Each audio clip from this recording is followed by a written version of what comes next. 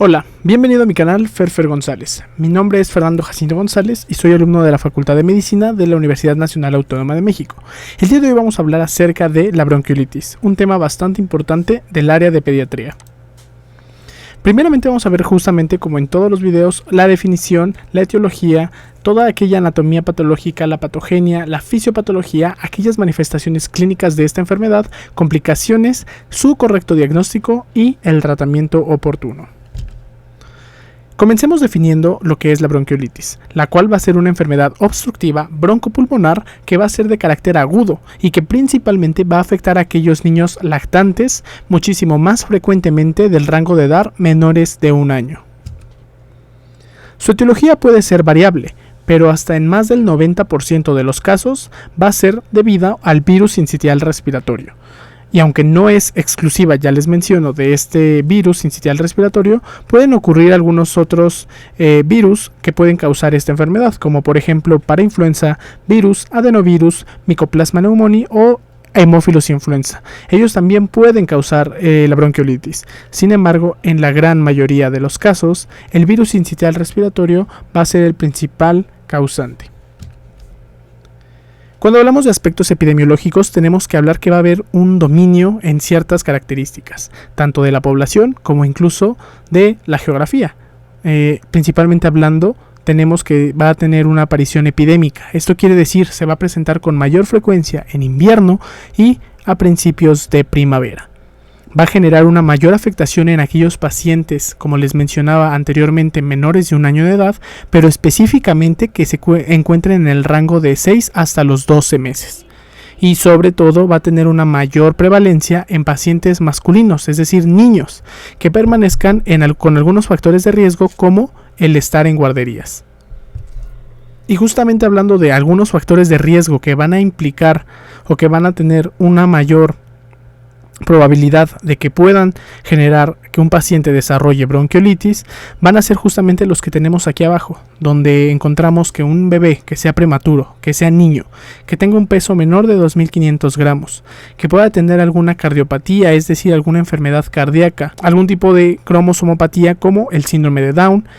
afectaciones pulmonares como una hipertensión pulmonar, displasia broncopulmonar, ausencia de lactancia y vivir en condiciones de hacinamiento combinado con enfermedades como EPOC o un estado débil generalizado del sistema inmune, como lo son las inmunodeficiencias, van a ser estos factores los cuales van a generar o van a propiciar que con mayor probabilidad ese bebé pueda generar una bronquiolitis. Con respecto a su anatomía patológica, debemos de investigar que la característica del tejido, cómo va a estar la característica de todo este tejido que vamos a encontrar a través de la visualización en el microscopio, qué es lo que va a ocurrir, cómo se va a ver todos estos procesos de la enfermedad sobre nuestro cuerpo o sobre el cuerpo del paciente que la padezca. Principalmente lo que se va a observar va a ser necrosis con una descamación del epitelio bronquial y bronquiolar. Va a haber un acúmulo de secreciones, esto debido a una infiltración linfocitaria que puede tener una intensidad variable. Esto quiere decir que puede tener desde una intensidad bastante prominente, bastante elevada, hasta una infiltración linfocitaria leve. Un engrosamiento peribronquial va a generar toda esta infiltración y esto además va a su vez provocar edema de la submucosa y de la capa adventicia, lo cual va a terminar generando tapones densos, los cuales pueden generar una oclusión ya sea parcial o incompleta y pues precisamente, aunque no van a tapar toda la luz de las vías respiratorias, es decir, todo el espacio por el cual circula el aire, pueden generar una obstrucción de forma en cierto porcentaje que va a dificultar la salida de este. Por lo tanto, al final de cuentas vamos a tener esto, una hiperinflación y zonas atelectásicas, porque algo característico de esta enfermedad es que justamente al generarse estos tapones mucosos, esos tapones con alta densidad, el aire va a poder circular correctamente cuando entra. El problema va a ser cuando sale, debido a que este no va a salir en su totalidad como normalmente lo haría en los pulmones o en las vías respiratorias de una persona sana. Y esto lo podemos observar también más gráficamente en esta imagen de la derecha, donde encontramos justamente esta estas características. Vemos un infiltrado inflamatorio, en este caso en la flechita roja lo que podemos ver es cómo se encuentran dentro, digamos, de la parte estructural de la vía respiratoria. En flecha roja vamos a ver un macrófago que va a estar pigmentado, son todos estos pigmentitos, estas como bolitas moradas que podemos observar en este fondo fibroso, es decir, que se encuentra como parte de un tejido, digamos, estructural. ¿Dónde se van a encontrar? En la luz que mencionábamos específicamente de estas vías respiratorias, justamente va a ser estos macrófagos que están señalados con la flecha amarilla. Aquí podemos observar cómo está delimitado ese macrófago con la flecha amarilla y podemos observar que se encuentra en la luz. La luz va a ser todas estas capas que vemos como sin nada alrededor. Esta es la luz y vemos como justamente hay una pequeña separación, esta pequeña vía, esta pequeña separación entre ambas capitas de grupos de macrófagos pigmentados, pues va a ser por eso esta parte, el tapón denso, el tapón mucoso, que ya se encuentra obstruyendo. Y si esta luz tenía todo este grosor, toda esta capacidad de entrada de aire, vemos como todo este moco está tapando y está generando un porcentaje de obstrucción. Por lo tanto, va a ser muy importante tomar esto en cuenta y observar estas características en el caso de que tengamos la oportunidad de observar algún tipo de tejido al microscopio. Como les mencionaba, con respecto a su fisiopatología, pues las vías aéreas se van a encontrar obstruidas. Vamos a tener un virus que va a tener esta replicación dentro de las células que va a infectar gracias a algunas propiedades como glicoproteínas, específicamente las G, F y S, las cuales van a ser las principales responsables de que el virus sincitial respiratorio pues pueda ejercer sus efectos en el cuerpo humano. Como les mencionaba, pues va a haber una obstrucción ventilatoria bronquiolar. Esto va a generar un aumento de la resistencia aérea, lo que va a generar que el paciente tenga un mayor esfuerzo muscular y curse con hipoxemia secundaria a esta obstrucción que está ocurriendo. Por lo tanto, va a generar un encarcelamiento aéreo broncopulmonar y finalmente, lo que más nos importa, ¿por qué nos importa que entre el aire? Pues para que se haga todo este intercambio natural de dióxido de carbono por oxígeno y al ocurrir este porcentaje de obstrucción en las vías aéreas, pues se va a ver comprometida directamente el intercambio alveolar de dióxido de carbono por oxígeno. Por lo tanto, va a haber una disminución en este intercambio y va a generar problemas pues respiratorios que pueden llegar a complicaciones bastante graves. Aquí podemos observar en este caso un cambio en las imágenes, cómo es que se genera estos tapones mucosos, tapones densos, y principalmente aquí vemos la comparación de una vía aérea sana con una vía aérea con este tapón mucoso, y vamos a observar en esta imagen donde vemos como el bebé se encuentra aquí con sus bronquiolos, vemos un bronquiolo sano, vemos un bronquiolo inflamado, la comparación, cómo es que tiene en este caso es en un paciente sano, cómo es que tiene la luz completamente con su apertura normal, y vemos cómo es que la entrada de aire pues va a ser muchísimo más abundante en comparación con el bronquiolo inflamado, en el cual vemos cómo ya está esta parte del tejido que está inflamada y va a generar una cierta obstrucción, es decir, se va a reducir la luz de esta vía aérea, y sumado con el hecho de toda esta mucosidad que se está generando. Entonces la mucosidad y la inflamación van a ser las principales causantes de que se cierre el diámetro de la vía aérea, el diámetro normal. Por lo tanto, va a haber una circulación de mucho menos aire, es decir, va a entrar tal vez correctamente, pero al momento de salir va a tener un compromiso bastante importante. Entonces todos estos procesos de inflamación y la generación del moco pues van a generar este daño epitelial, van a generar una disminución en el transporte de los cilios, de las vías aéreas, lo que va a generar pues toda esta acumulación de moco, es decir, se forma y se acumula dentro de las vías aéreas. Este moco puede estar compuesto incluso de detritus celulares también, sumado a los detritus celulares, se generan los tapones mucosos y finalmente las atelectasias que van a estar en diversas zonas de los pulmones. Y en este caso vamos a observar esta imagen imagen video, cómo se observa la fisiopatología de una forma más animada. Vamos a ver cómo se van a observar los bronquiolos con este tapón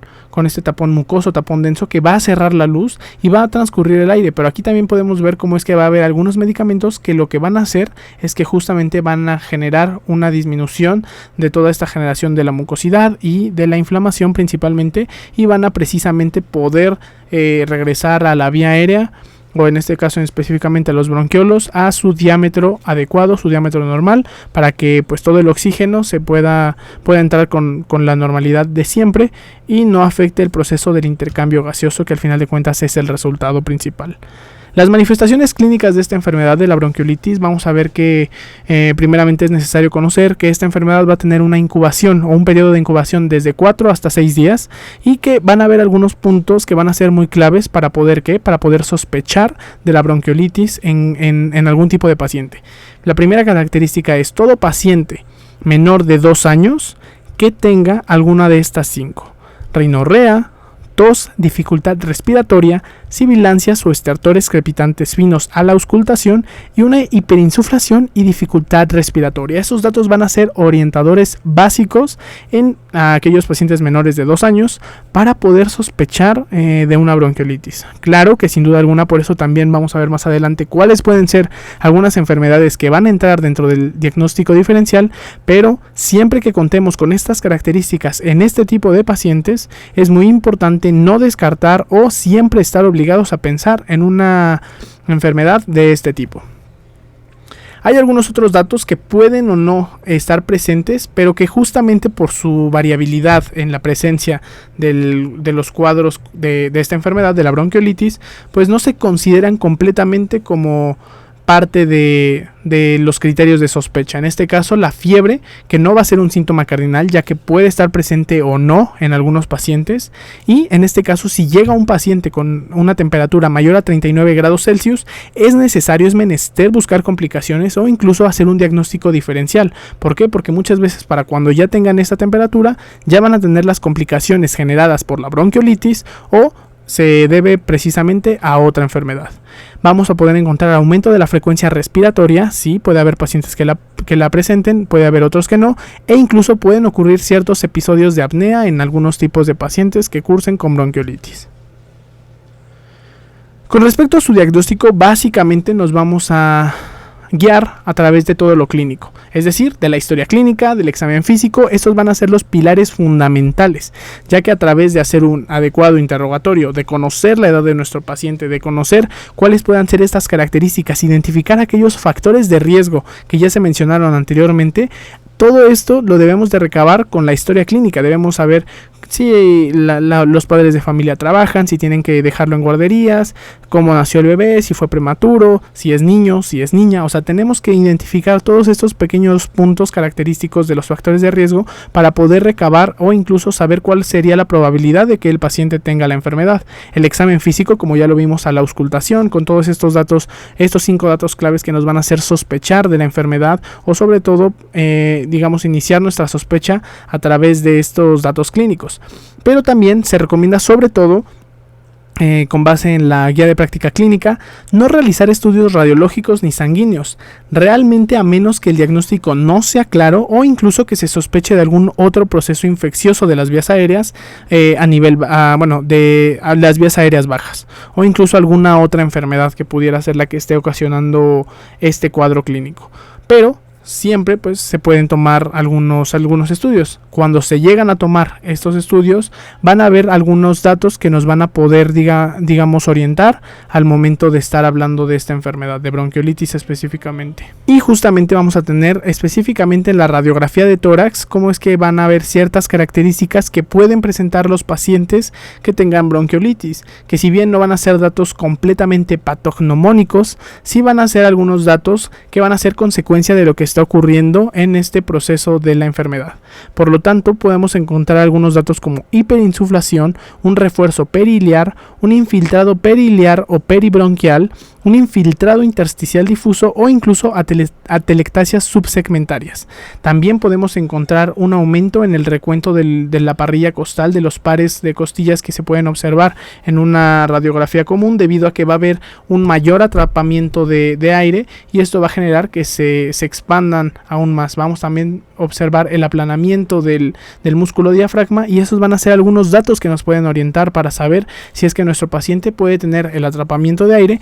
consecuencia de que éste no pueda salir adecuadamente al momento de realizar el proceso normal de la respiración. Algunas de las complicaciones importantes que puede generar la bronquiolitis van a ser dificultad respiratoria, taquipnea, una tracción traqueal, tiraje subcostal, el uso de músculos accesorios, hipoxia, deshidratación, bronconeumonía, una acidosis respiratoria o incluso insuficiencia cardíaca. El diagnóstico diferencial de esta enfermedad se realiza de forma que es necesario descartar algunas enfermedades también incluso más comunes, como lo pueden ser la neumonía, laringotraqueomalacia, una aspiración de un cuerpo extraño, un reflujo gastroesofágico, falla cardíaca congestiva, que se encuentra en la presencia de anillo vascular, reacción alérgica, fibrosis quística, una masa mediastinal, quiste broncogénico o una fístula traqueoesofágica. Siempre es importante descartar cada una de ellas y con base en la historia clínica y en la exploración física poder discernir entre alguna enfermedad de la bronquiolitis.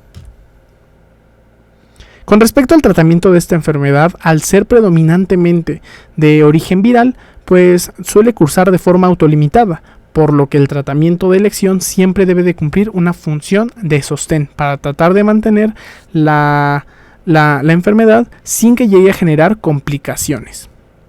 Por lo tanto, vamos a dividir el tratamiento en dos tipos, el farmacológico y el no farmacológico. El farmacológico se va a dividir en dos tipos, dependiendo si el paciente presenta o no datos de atopia. La característica principal de los datos de paciente que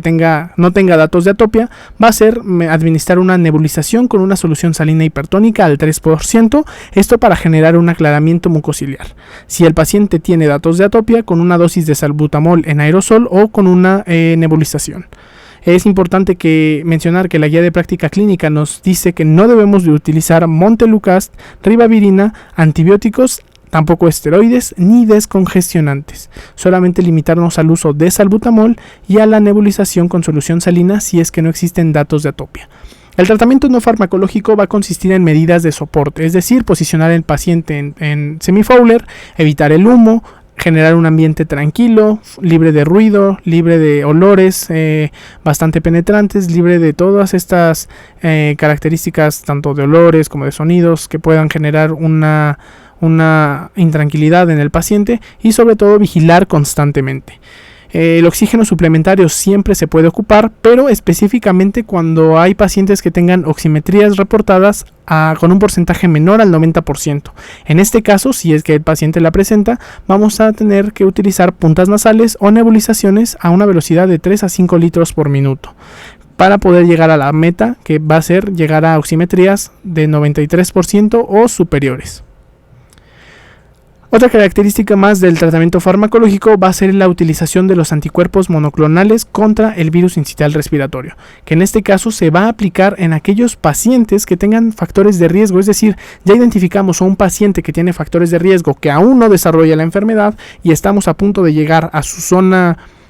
o a la temporada donde más es posible que se pueda presentar, como ya lo vimos, finales de invierno, principios de primavera. Entonces existe un medicamento que nos va a ayudar precisamente a que si este paciente tiene factores de riesgo, no los presente, o bueno, que más bien con este medicamento no presente la enfermedad a pesar de estos factores de riesgo. ¿Cuál es ese medicamento? El pabilizumab. Este medicamento nos va a guiar debido a que debemos de administrarlo en aquellos pacientes con antecedente de displasia broncopulmonar, una prematurez extrema, y se debe de administrar en 5 dosis desde noviembre hasta marzo, que es